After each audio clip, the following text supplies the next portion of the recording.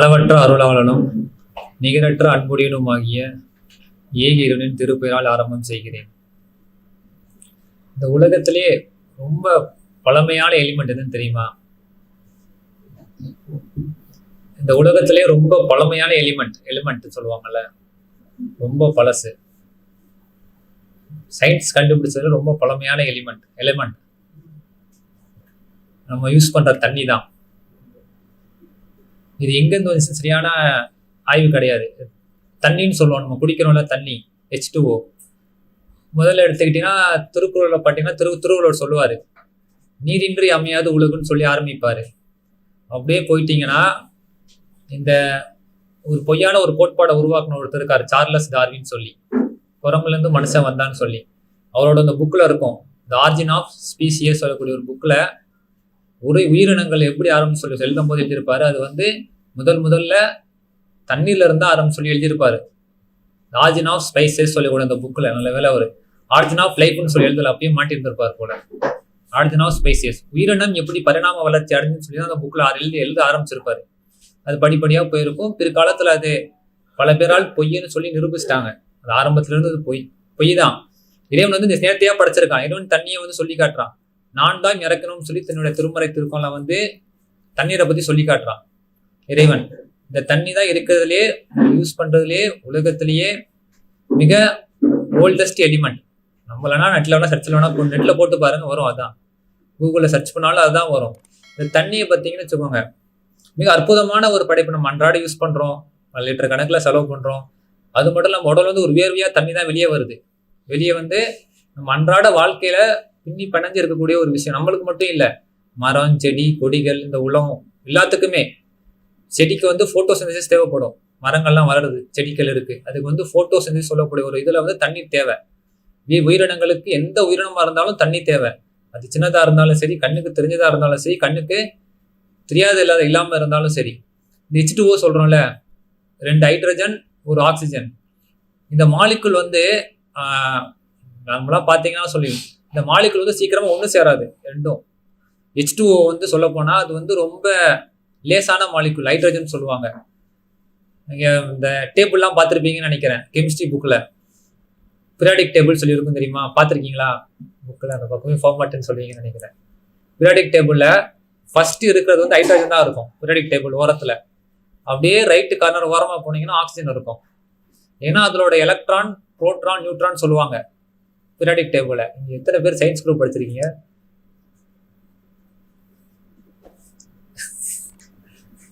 சரியா? Proton, electron, neutron சொல்லுவாங்க. Periodic டேபிள்ல ஃபர்ஸ்ட்ல ஹைட்ரஜன் இருக்கும், இந்த பக்கம் ஒரு ஓரத்துல ஆக்சிஜன் இருக்கும். ரெண்டுமே ஒண்ணு சேராது. ரெண்டுமே ஒண்ணு பேரா சேராதுன்னா ஒரு அடமெண்டான ஆக்சிஜன் ஒரு அடமெண்டான எலிமெண்ட், சீக்கிரம் ஒண்ணு சேராது. ஹைட்ரஜன் ஆக்சிஜனோட பல மடங்கு சின்னதான எலிமெண்ட் அந்த ஆட்டம்ல. ஏன்னா ஹைட்ரஜனை பொறுத்த வரைக்கும் புரோட்டான், நியூட்ரான் ஒண்ணு தான் இருக்கும். ஆக்சிஜனை பொறுத்த வரைக்கும் 8 இருக்கும். அதுல ரெண்டுமே ஒண்ணு சேராது. ஒண்ணு சேரக்கூடிய 2 பொருள் ஒண்ணு சேர்ந்து அது என்ன பண்ணுது, சுத்தி இருக்க பொருளை ஈர்த்து ஒரு நீர்த்துளியா உருவாகுது சொல்லி அறிவியல் கண்டுபிடிக்கிறாங்க. ஆனா இறைவன் தன் திருமறை திருக்குறளை சொல்லி காட்டுறான், இந்த நீர் என்ன பண்ணோம், நாம் தான் இறக்கி வைத்தோம்னு சொல்லி காட்டுறான். இந்த நீர் எங்க இருந்து வந்துச்சுன்னு ஒரு கேள்வி இருக்குல்ல, தண்ணி எங்க இருந்து வந்துச்சு?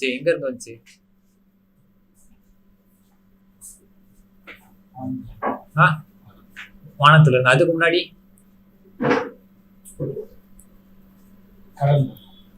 கடல் உருவாறதுக்கு முன்னாடி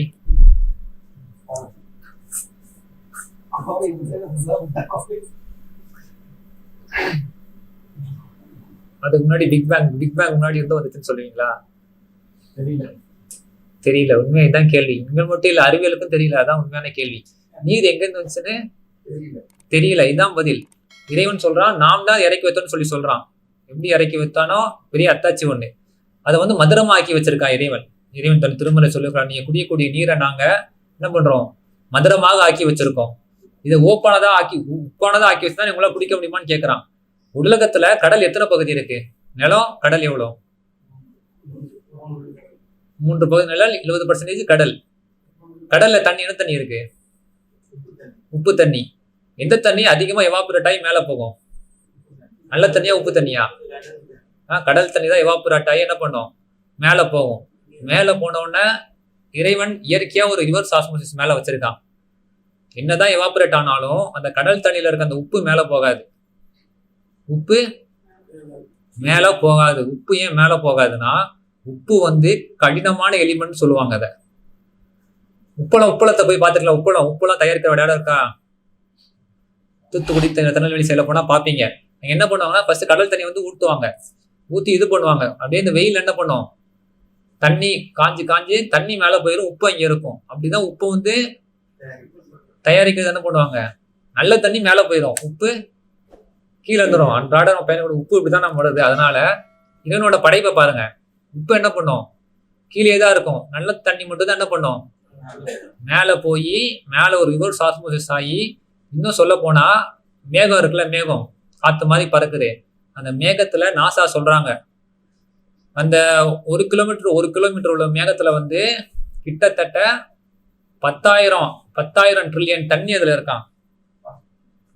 நம்மளால ஒரு 20 லிட்டர் கேனை தூக்கி வச்சு நிக்க முடியுமா? கையில தூக்கி வச்சுக்கிட்டே நிக்க முடியாதுல்ல. அவ்வளவு பெரிய ஓவர் டேங்கர் கட்டணும்னா என்ன பண்ணும், பெரிய ஸ்ட்ரக்சர் வேணும், பில்டிங் வேணும், காலம் வேணும், கீழே குழி தோண்டணும். எந்த வித ஸ்ட்ரக்சருமே இல்லாம பல லிட்டர் கணக்கான தண்ணி என்ன பண்ணுது, மேகத்து மேல சுமந்து போகுது. இப்ப ஏற்படுத்தக்கூடிய வெள்ளமா இருந்தா கூட மேக வெடிப்புன்னு சொல்றாங்க. மேகம் வெடிச்சு ஒரே டைம்ல 1 வாரத்துக்கு பெய்ய வேண்டிய மழை என்னாச்சு, ஒரே நாள்ல பெஞ்சு என்ன பண்ணுச்சு மொத்தமா. அந்த தண்ணி எங்க இருந்துச்சு அதுக்கு முன்னாடி, மேகத்துல இருக்கு. இறைவன் சொல்றான், அந்த மேகத்தை என்ன பண்ணா, நான் தான் படைத்தேன்னு சொல்லி காட்டுறான். மேகத்தை படைச்சதை பத்தி தன் திருமறை திருக்காலையும் சொல்லி காட்டுவான். அந்த மேகம் எப்படி வந்துச்சு, மழையை என்ன பயனுள்ளதா ஆக்கி வச்சிருக்கேன்னு சொல்லி காட்டுவான்.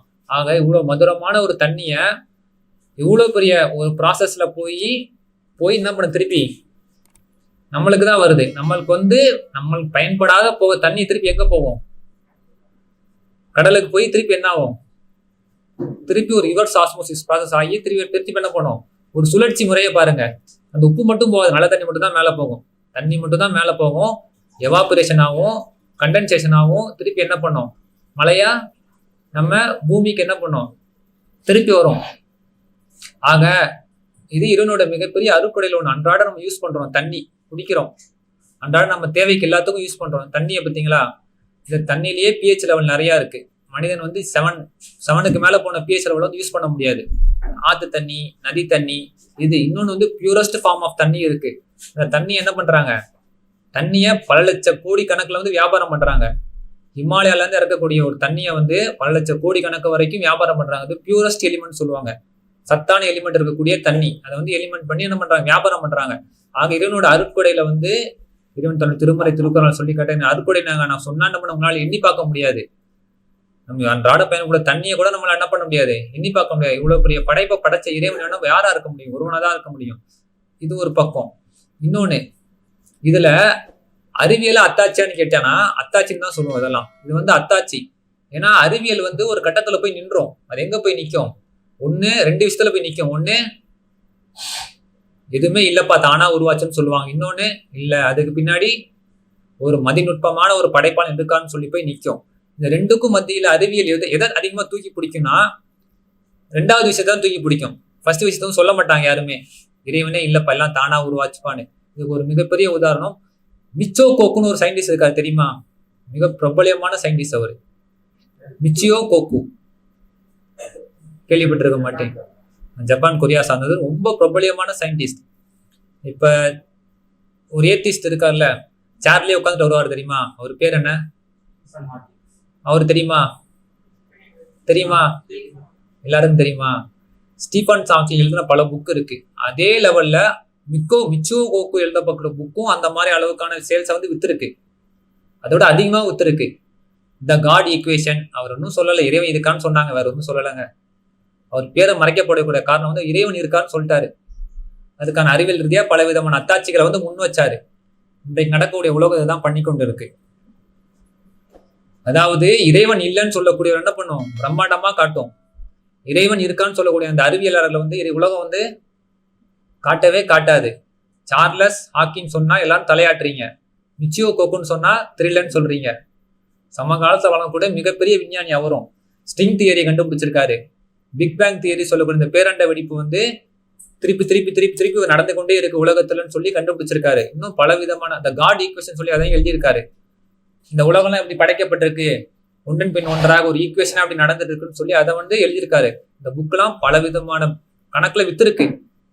அவரோட வீடியோ பார்த்தீங்கன்னா தெரியும். இதுதான் இறைவன் இல்லைன்னு சொன்னா இந்த நவீன விஞ்ஞானம் நவீன உலகம் வந்து அவர் வந்து தூக்கி பிடிக்கும். இறைவன் இருக்கிறான்னு சொன்னா என்ன பண்ணும்?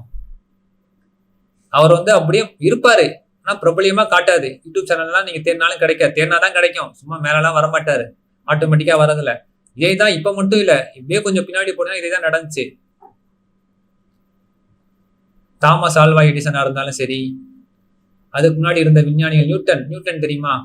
புவியீர்ப்பு விசையை கண்டுபிடிச்சாரு நியூட்டன். அவர் இருந்த காலகட்டத்தில் அவர் சொன்னது வந்து அவர் யாரும் ஏத்துக்கல, கிறிஸ்துவ உலகம் வந்து ஏத்துக்கல.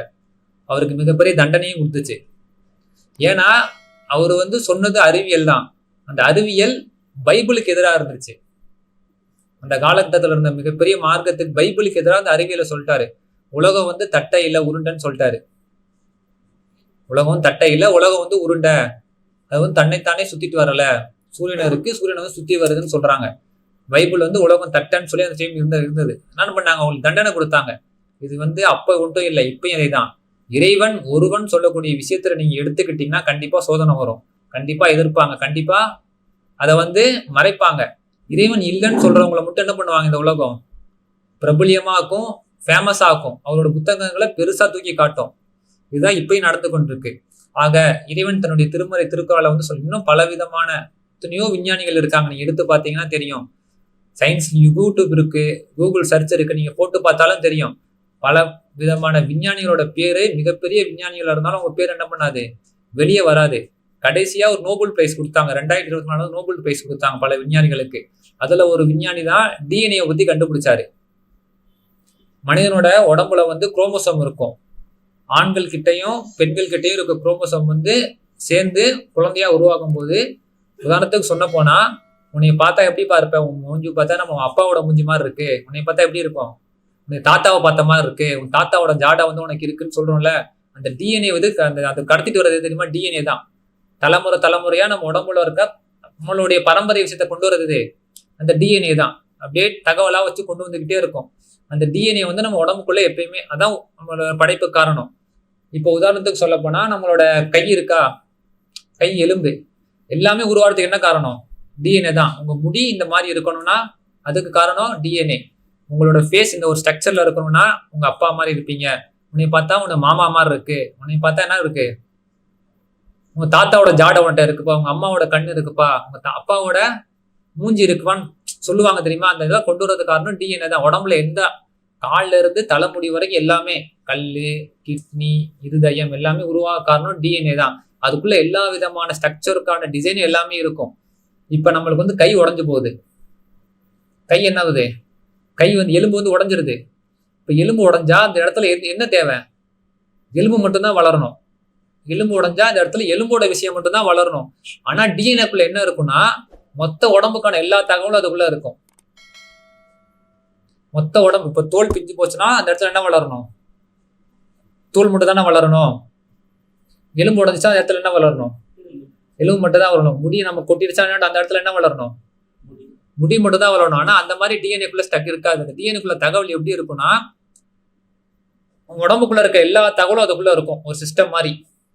ஆனால் அந்த தேவையான தகவல் தேவையான இடத்துக்கு போய் எப்படி தேவையான விஷயம் மட்டும் வளருதுன்னு சொல்லி கண்டுபிடிச்சுதான் நோபல் பிரைஸ் வாங்கினாங்க. எப்படி கண்டுபிடிக்குதுன்னா, அது ஒரு சிஸ்டம் மாதிரி. தேவையில்லாத விஷயத்த என்ன பண்ணுவோம்னா பிளர் ஆக்கிரும். பிளர் ஆக்கிரும், அந்த இடத்த வந்து மறைச்சிரும். இப்ப எலும்புக்கு தேவையான என்ன வளரணும்? எலும்பு தான் வேணும், கால்சியம் மட்டும் தான் வேணும் அந்த இடத்துல. அப்பதான் என்ன பண்ணும்? எலும்பு வளர்ந்து அந்த இடத்துல ஒண்ணு சேரும்னா, அந்த டிஎன்ஏக்குள்ள என்ன இருக்குன்னா, முடி தேவையான வளர்றது விஷயமும் இருக்கும், தோல் வளரக்கூடிய விஷயமும் இருக்கும், எலும்பு வளரக்கூடிய விஷயமும், எல்லா தகவலும் அதுக்குள்ள இருக்கும். ஆனா தேவையான தகவலை மட்டும் எடுத்துக்கிட்டு மீதி உள்ள தகவல் என்ன பண்ணும்னா அது பிளர் ஆக்கிரும், அந்த இடத்த வந்து மறைச்சிரும். மறைச்சிட்டு அந்த தேவையான தகவல் மட்டும் தான் அந்த இடத்துல இருக்கும். அந்த இடத்துல தேவையான தகவல் மட்டும் தான் இருக்கும். அதை மட்டும் தான் என்ன பண்ணும்? அது வளரும், வளர்ந்து அந்த வேலையை மட்டும் தான் செய்யும். இதுதான் இறைவன் படைச்சிருக்கான் நம்மள ஒரு அற்புதமா.